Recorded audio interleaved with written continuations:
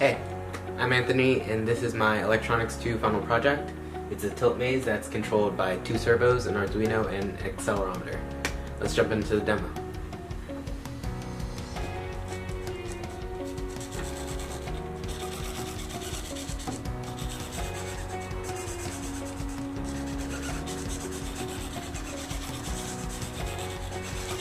Let's break this project down.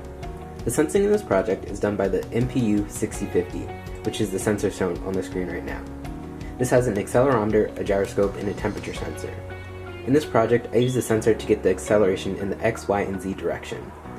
This information is sent to the Arduino through I2C communication.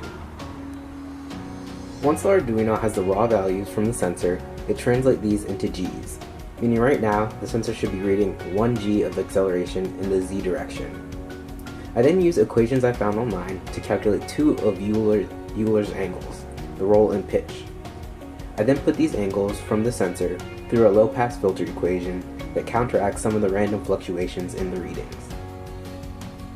With these filtered angle readings, I first send them to processing, where a 3D box shaped like my breadboard is rotated based on the calculated angles. Therefore, the motion of the breadboard is replicated in processing.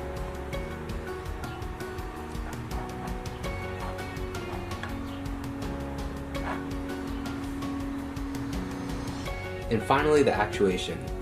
This is kind of a MacGyver setup, but it happens to work pretty well.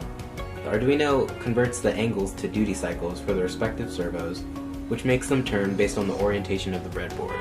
And I've taped the servos to the tilt maze so that they turn the handles when they're given a specific duty cycle.